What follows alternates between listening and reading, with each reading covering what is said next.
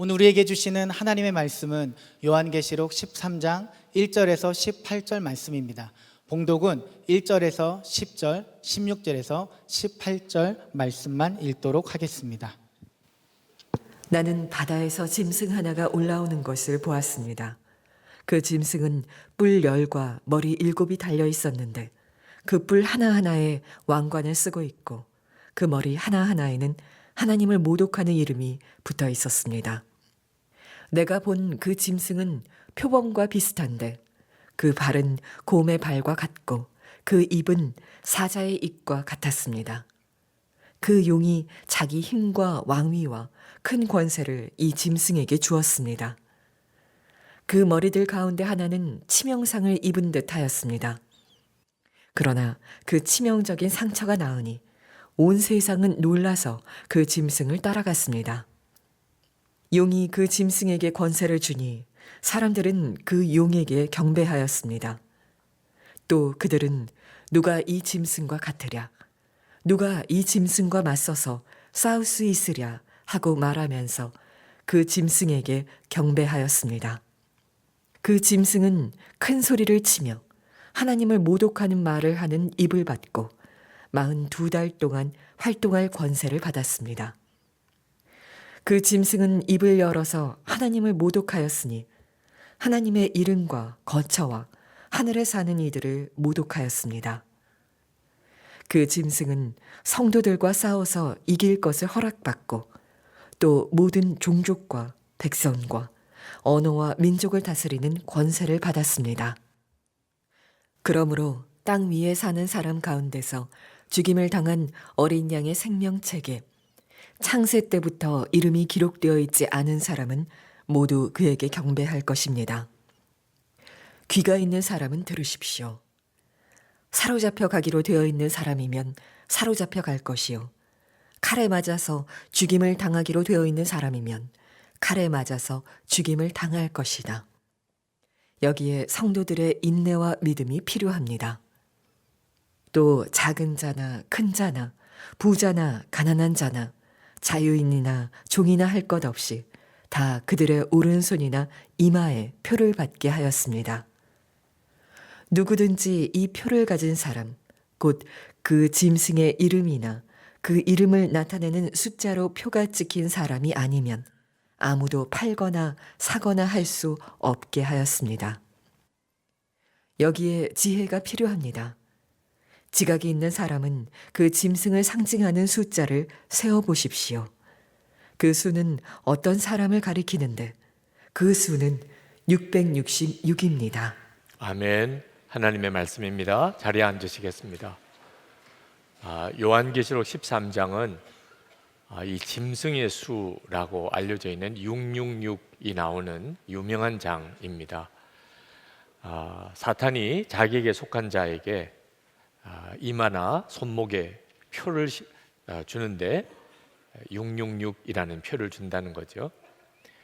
우리 성도들은 무슨 일이 있어도 어떤 핍박이 있든지 또 어떤 유혹이 오든지 결코 짐승의 표를 받아서는 안 됩니다. 그 말씀을 하는 것이 요한계시록 13장입니다. 그런데 안타깝게도 지금 현재 환란이 오고 또 미혹이 올 때 끝까지 사탄의 표를 받지 않을 수 있는 그런 믿음의 준비를 갖추지 못한 성도와 교회가 너무나 많습니다. 오늘 여기 이 자리에도 그렇습니다. 오직 예수의 신앙이 아니면 마지막 때에 사탄이 성도도 삼켜서 무너뜨리려고 할 때 그때 끝까지 사탄의 표를 받지 아니하고 견뎌낼 수 없습니다. 여러분들은 오직 예수의 신앙을 가지고 있습니까? 지금 주님께서 요한에게 이 요한계시록 13장을 말씀하시는 것은 그와 같은 때를 준비시키려고 하는 것입니다. 환란이 오고 핍박이 오고 사탄이 자기 표를 사람에게 심어 자기 소유를 삼으려고 할 때가 올 텐데 성도들에게까지 그런 미혹이 올 텐데 그걸 끝까지 잘 견디라는 거죠. 요한계시록 13장에는 짐승이 둘이 나옵니다. 하나는 바다에서 하나는 땅에서 올라옵니다.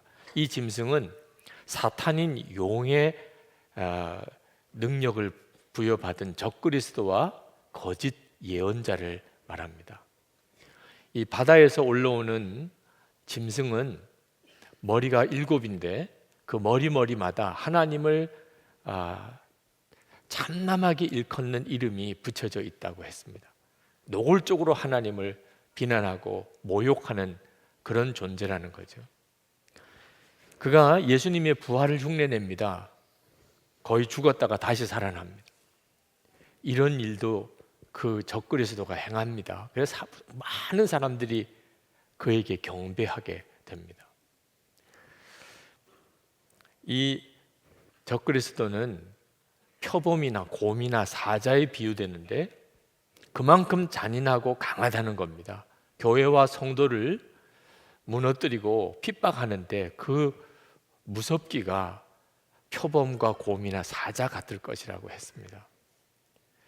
이 짐승은 큰 소리로 하나님을 대적하고 하나님과 하나님이 계신 거처와 그리고 하늘에 있는 이들을 말할 수 없이 참남한 말로 모욕을 하고 그리고 성도들을 이기는 권세를 가지게 됩니다. 이제는 성도들에게 말할 수 없는 환란이 닥쳐오는 거죠. 그때 모든 세상 사람들이 다 그 짐승에게 절을 하고 경배하는데 오직 하나님의 어린 양의 책에 창세기부터 이름이 기록된 자만이 그 짐승에게 절하지 않게 된다는 겁니다. 그러면서 요한이 하늘에서 들려오는 소리를 듣습니다. 그리고 귀 있는 자들은 들을지어다 하고 그 자기가 들은 소리를 전해줍니다. 10절입니다. 사로잡혀 가기로 되어 있는 사람이면 사로잡혀 갈 것이요 칼에 맞아서 죽임을 당하기로 되어 있는 사람이면 칼에 맞아서 죽임을 당할 것이라. 성도라도 사탄에게 사로잡혀 가고 칼에 맞아 죽임을 당하는 일이 일어날 것이라. 그러면 그렇게 하는 게 맞다는 것. 그때의 성도의 인내와 믿음이 필요하다는 것. 절대로 그것을 나는 받지 않겠다고 도망가서는 안 된다는 겁니다. 적그리스도가 나타날 때 성도들에게 환란이 오고 죽임을 당하는 일이 생기게 될 그때 우리가 어떤 믿음으로 그 상황을 이겨낼 수 있습니까? 오직 예수의 믿음입니다. 그 믿음을 가지고 있는 것이 그렇게 중요한 것입니다. 이어서 땅에서 올라온 짐승이 등장합니다. 그도 예수님을 흉내냅니다. 어린 양 예수라고 그러죠. 그래서 뿔이 둘 있는데 그도 뿔을 2개 가지고 나타납니다. 겉으로 보면은 예수 그리스도인 것 같이 보이는데 그 말은 용의 말을 한다고 그랬습니다. 그러니까 완전히 미혹하는 거짓 예언자이지요. 그에게도 권세가 있는데 하늘에서 불이 내리게도 하는 능력을 행합니다. 그리고 첫 번째 짐승이 바다에서 올라왔던 짐승이 거의 죽었다가 다시 살아나게 하는 기적을 행합니다. 그래서 사람들로 하여금 다 그 짐승에게 경배하게 절하게 만드는데 만약에 절하지 않는 사람은 다 죽여버린다고 그랬습니다. 이런 정말 끔찍하고 또 두려운 적그리스도와 거짓 예언자의 역사가 나타나게 될 것이다. 지금은 우리는 그 시대라고 말하기는 어렵습니다. 지금 되어지는 일을 보고 적그리스도다 거짓 예언자다 분별하기가 쉽지 않습니다. 물론 어떤 사람들은 저 북한을 향하여 적그리스도의 세상이라고 말하지만 맞는 정말 적용이기도 하겠지만 전 세상이 다 그렇다고 말할 수는 없는 거죠. 역사를 가만히 통틀어 보면 이건 정말 적그리스도구나 그랬던 역사 시절이 분명히 있었습니다.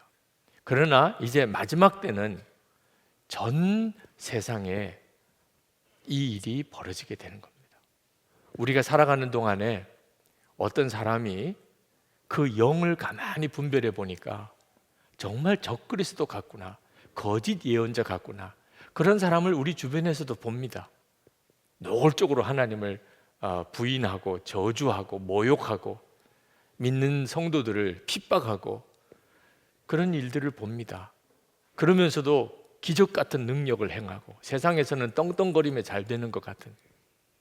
그래서 우리가 마음에 저 사람이 적그리스도의 영으로 저런 일을 하는구나 이렇게 생각될 때도 있지만 아직까지는 그런 정도입니다. 그러나 이제 마지막 때가 되면 온 세상에 적그리스도와 거짓 예언자가 역사하는 때가 온다는 겁니다. 그때 우리가 이겨낼 믿음, 그래도 사탄의 표를 받지 않을 믿음이 우리에게 있어야 합니다. 1910년부터 1945년까지 36년 동안 우리는 일본의 지배를 받았는데 그때 교회가 무서운 영적인 공격을 당했습니다. 그게 신사참배입니다. 우상을 숭배하지 말라, 절하지 말라 했음에도 신사참배는 우상이 아니다. 그러면서 목사와 장로 교인들에게 신사참배를 강요했습니다.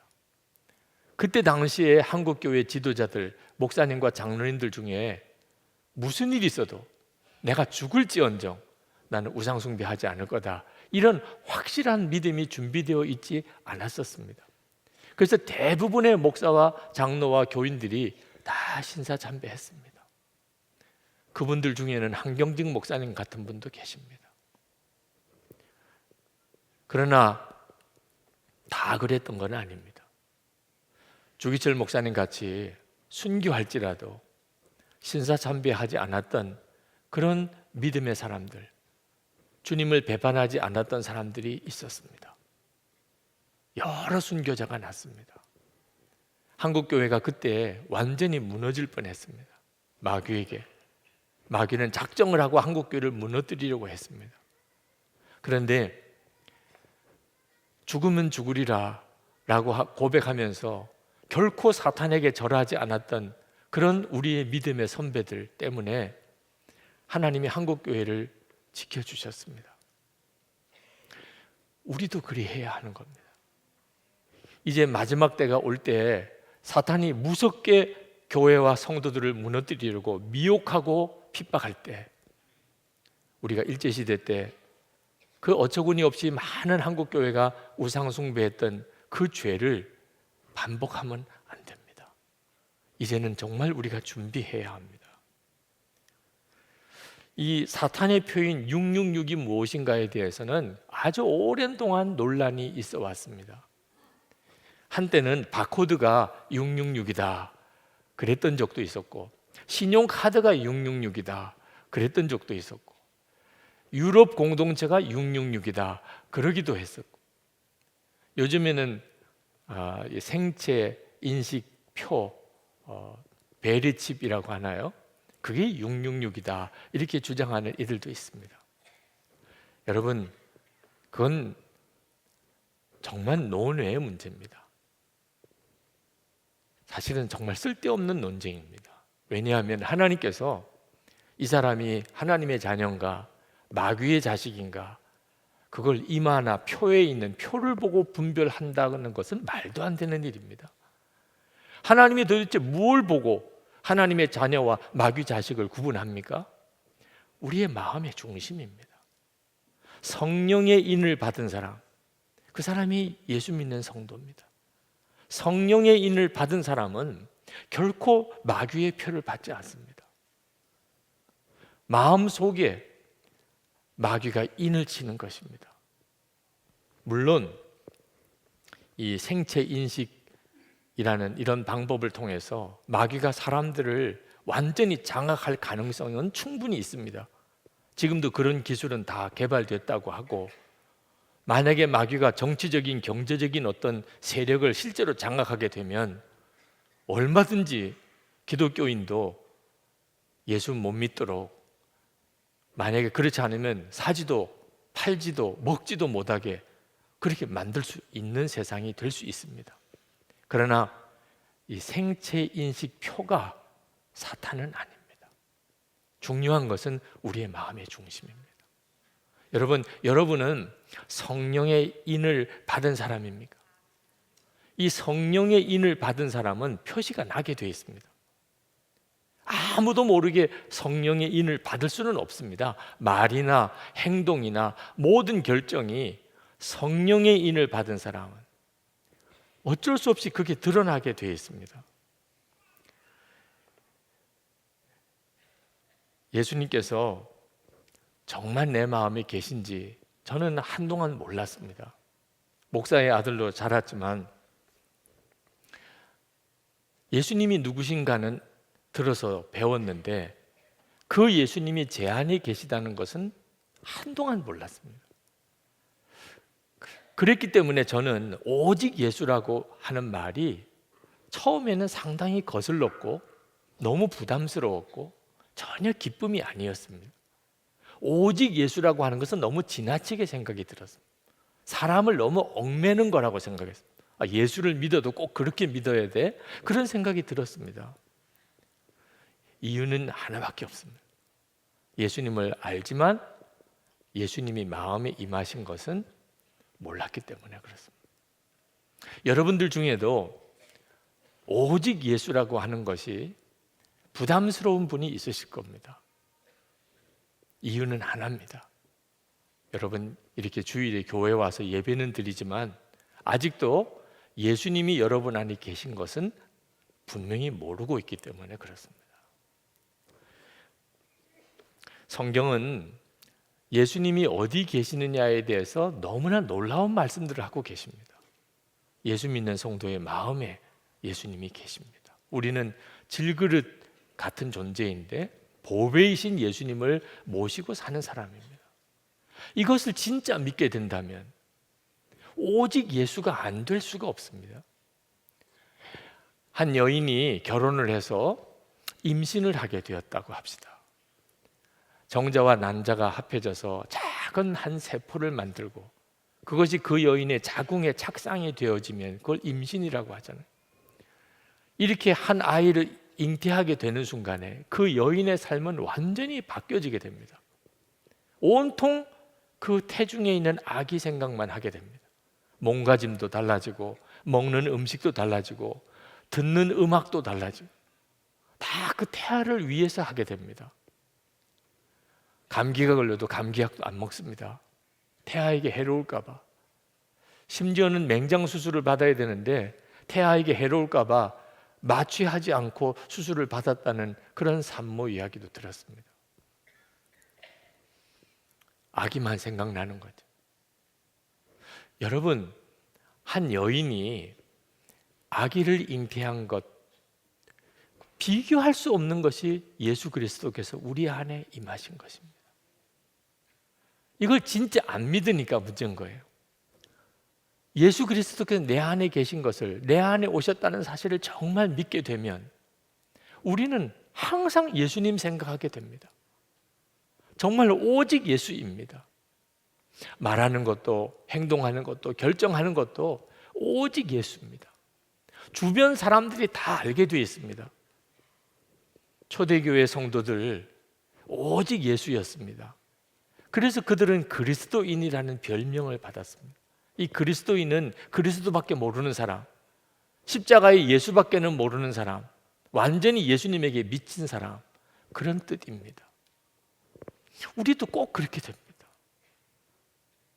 여러분 가족이나 주변에 있는 친구나 직장 동료들에게 여러분은 오직 예수의 사람으로 그렇게 인식되어져 있겠습니까? 이런 믿음, 오직 예수의 믿음을 가진 사람만이 마지막 때에 사탄이 모든 사람에게 짐승의 표를 주어서 그것 가지고 사고 팔고 이렇게 세상을 만들어 갈 때도 나는 절대 그 표를 받을 수 없다. 그럴 수 있는 겁니다. 요한이 마지막 때를 살아가려면 지혜가 필요하다고 했습니다. 그 지혜는 사탄을 분별하는 겁니다. 지금 이것이 사탄의 역사냐? 이것이 사탄이 주는 미혹이고 사탄이 주는 핍박이냐? 그게 깨달아져야 마지막에 사탄의 표를 받지 않을 수가 있는 겁니다. 요한계시록 13장 18절에 여기에 지혜가 필요합니다. 지각이 있는 사람은 그 짐승을 상징하는 숫자를 세어보십시오. 그 수는 어떤 사람을 가리키는데 그 수는 666입니다. 여러분, 우리에게 이 지혜가 있어야 합니다.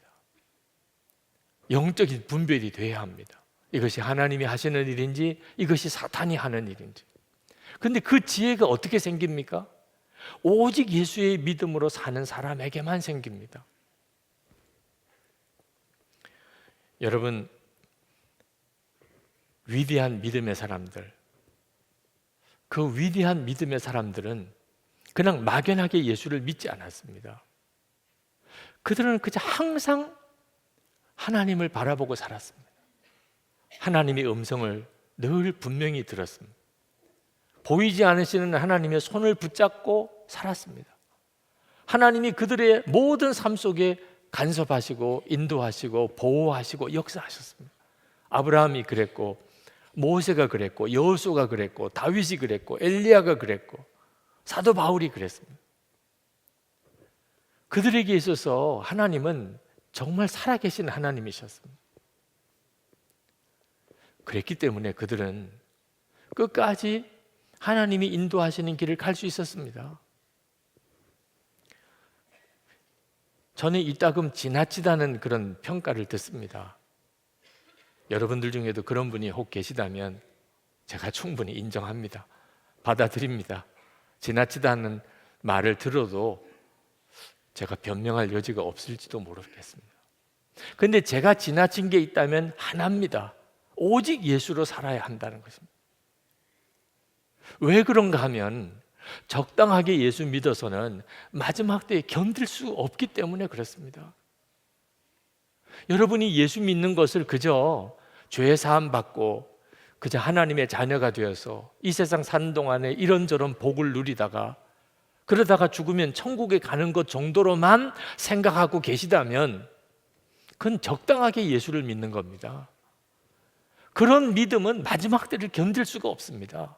환난이 오고 핍박이 오고 무서운 적그리스도와 거짓 예언자들이 일어나서 미혹할 때 그 믿음은 다 무너져 버립니다.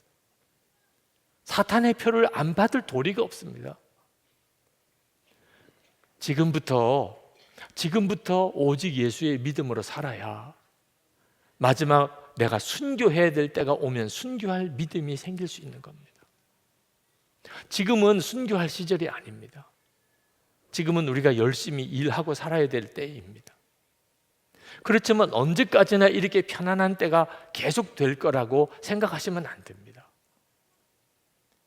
예수 믿는 것이 목숨을 걸지 않으면 안 될 만큼 그런 어려운 때가 올 수 있고 그때를 준비해야 됩니다. 지금 같은 이런 시절에도 고난이 너무 무섭고 손해보는 게 너무 두렵고 유혹 앞에서 너무 쉽게 무너져 버리는, 여러분, 이런 믿음이라면 환난의 때를 어떻게 견딥니까? 그러니 지금 좀 지나치다는 말을 듣는 사람이 사실은 바로 가고 있는 겁니다. 오직 예수, 저 사람은 오직 예수야. 여러분, 그럴 때 사탄의 역사에 대한 분별이 생깁니다. 그 사람은. 운동선수가 이제 시합을 준비할 때 연습을 엄청나게 하잖아요. 그렇게 엄청나게 연습을 하면 나중에 몸이 저절로 알아서 움직인다는 거예요. 시합에 나가면 무슨 공격이 올 때 내가 수비를 해야 되고 또 내가 공격을 해야 되고 순간순간 변화되는 상황에 이렇게 해야 될까 저렇게 해야 될까 이렇게 생각하다가는 그 사람은 제대로 된 운동선수가 못 됩니다. 그냥 즉각 반응이 가야 되는 거죠. 몸이 저절로 움직이는 것처럼 움직여져야 그 사람이 최고의 선수죠. 영적으로도 마찬가지입니다. 마지막 미혹이 오고 큰 핍박이 올 때 그때서 생각해보고 그때서 갈등하고 그때 고민하고 그럼 다 넘어집니다.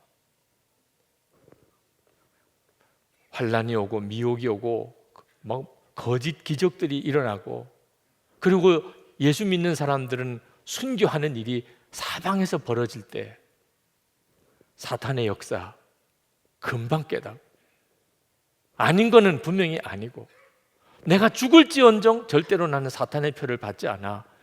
바로 반응이 나와야 그 사람이 사는 것입니다. 그러니 여러분, 지금이 얼마나 중요한 때인지 모릅니다. 오직 예수의 믿음이 아니면 지금도 예수님을 믿는 것처럼 보이지만 실제로는 우상 숭배하는 사람들이 많습니다. 교회 나오는 사람들 중에도요, 돈 우상으로 살고, 세상 우상으로 살고, 성공 우상으로 사는 사람 많습니다. 그가 진짜 섬기는 것은 세상인데 본인은 예수 믿는다고 생각하는 거예요. 옛날에는 인신제사가 있었습니다. 우상에게 자식을 죽여서 바치는 거예요. 그렇게 해서라도 복을 받겠다는 거예요. 그런데 여러분, 지금은 아닌 줄 아십니까? 이 세상의 성공을 위해서 자식의 인생을 파멸시키는 부모가 얼마나 많은 줄 아십니까? 분별을 못해서 그런 거예요. 어떤 게 하나님의 인도하심인지 어떤 게 마귀의 역사인지 분별을 못하니까 이름만 교회 다니고 예수 믿는 거지, 실제로는 완전히 마귀 종로를 타고 있는 사람 많습니다. 오직 예수의 믿음으로 살아봐야 비로소 분별이 됩니다. 그러나 여러분, 우리 자신도 오직 예수의 믿음을 가져야 하지만 더 중요한 것은 교회입니다. 교회가 오직 예수의 교회여야 합니다. 우리가 나중에 하나님 앞에 설 때 우리 각각의 개인으로도 하나님 앞에 서지만 교회로서 선다는 사실을 꼭 명심해야 됩니다. 요한계시록은 교회에 주신 서신입니다. 우리가 오직 예수의 믿음을 가지려면 교회가 오직 예수의 교회여야 합니다. 그렇지 않으면 절대로 우리는 오직 예수의 믿음을 가지고 그 믿음을 지키고 살 수 없습니다. 이어령 교수님, 그분이 아직 예수 믿지 않았을 때 어느 한 교회에 종교 강연 초청을 받아서 가셔서 강연을 하시면서 자기가 왜 예수를 안 믿는지, 교회에 안 나오게 됐는지를 그렇게 설명한 적이 있습니다.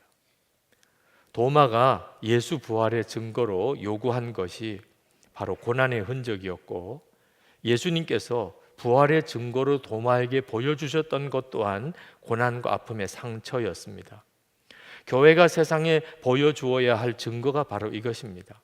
진리 때문에 고난당한 흔적, 시대의 아픔에 동참한 상처 자국, 세상을 살리기 위해 스스로 당한 희생의 흔적. 그러나 오늘날 교회는 이러한 흔적과 자국을 보여주지 못하고 있습니다. 교회가 이 세상을 향하여 보여주는 것이라고는 집단화된 이기심, 거대한 야망, 그리고 세속화된 성공주의와 출세주의뿐입니다. 이것은 예수 그리스도께서 보여주셨던 증거가 결단코 아닙니다. 누구든지 나에게 예수 그리스도께서 인류를 위해 당하셨던 고난의 상처와 아픔의 흔적을 보여줄 수 있는 교회를 소개해 주십시오. 그러면 나는 그 교회 교인이 되겠습니다. 지금도 진짜 오직 예수의 교회가 어디 있는지를 찾는 사람들이 많습니다.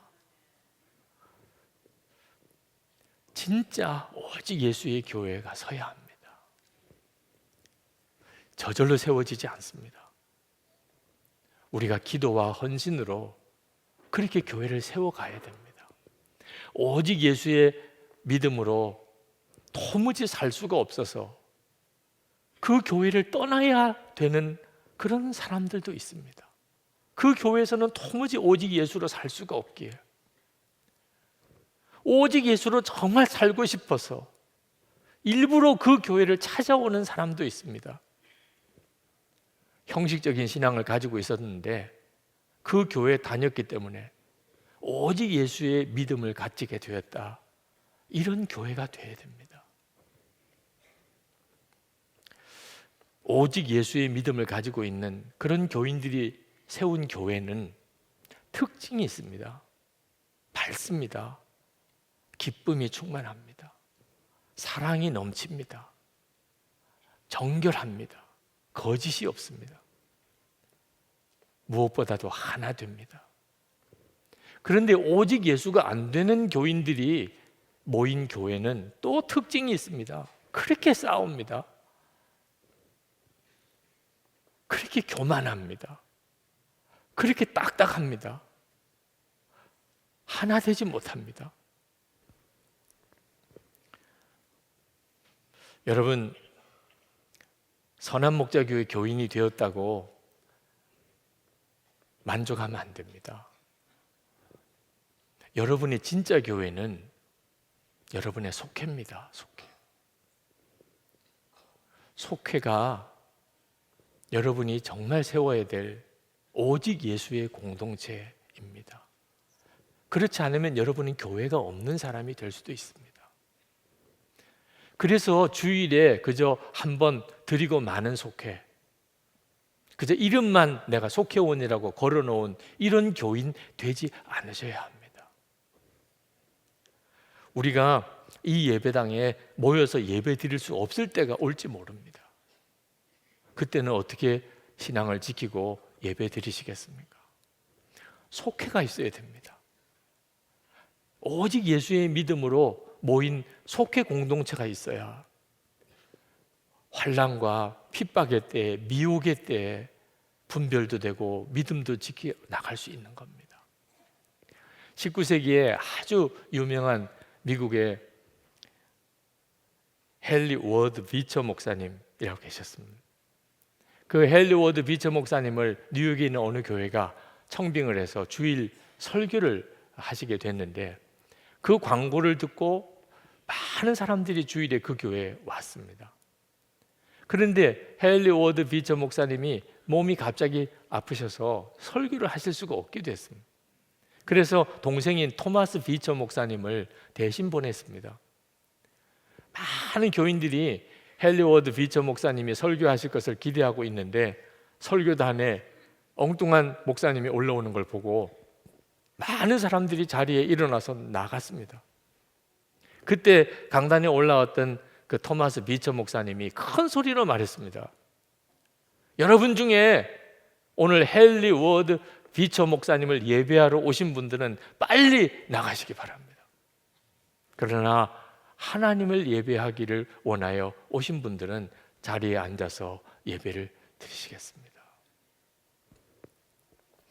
여러분, 크고 유명한 교회가 마지막 때에 여러분의 영혼을 지켜주는 거 아닙니다. 유명한 목사님의 설교가 마지막 때에 여러분의 영혼을 지켜주는 것도 아닙니다. 마지막 때에 여러분의 믿음을 지키고 그리고 끝까지 예수님 배반하지 않을 수 있게 해줄 수 있는 것, 무슨 일이 있어도 사탄의 표를 받지 않게 해줄 수 있는 것은 오직 예수의 믿음을 가진 속회 공동체가 있어야 합니다. 영적인 한 가족이 되어 있는, 정말 서로가 마음과 생각을 다 나누고 그렇게 사는 그런 공동체가 있어야 합니다. 그래서 주중에 조금 어려워도 가정에서 속회를 드려보시라고 그렇게 권하는 겁니다. 그리고 영성의 길을 서로 나누면서 마음과 생각을 서로 열어놓고 그렇게 서로 살아보시라는 겁니다. 그런 교회, 그런 공동체가 반드시 있어야 합니다.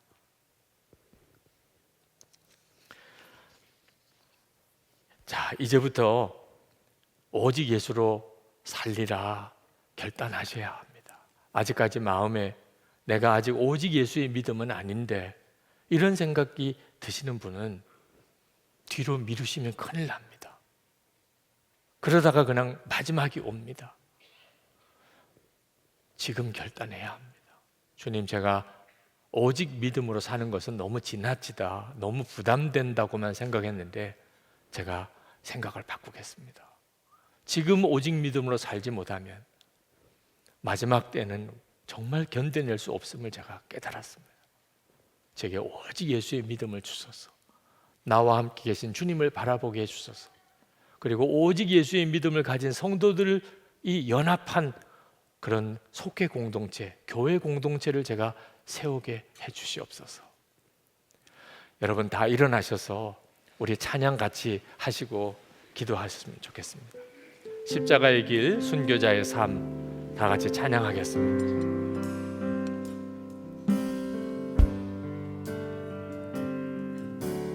내 마음에 주를 향한 사랑이 나의 말엔 주가 주신 진리로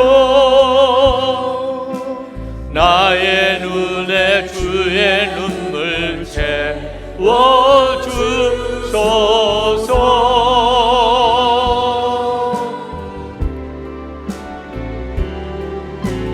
내 입술에 찬양의 향기가 두 손에는 주를 닮은 섬김이 나의 삶에 주의 흔적 남게 하소서.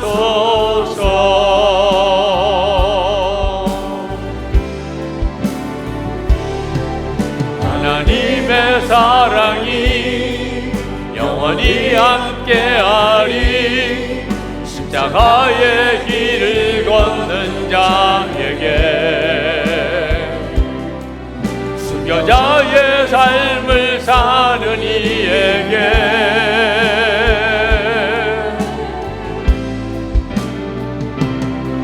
조롱하는 소리와 세상 유혹 속에도 주의 순결한 신부가 되리라. 내 생명 주님께 드리리. 하나님의 사랑이 영원히 함께하리. 하나님의 사랑이 영원히 함께하리. 십자가의 길을 걷는 자에게 순교자의 삶을 사는 이에게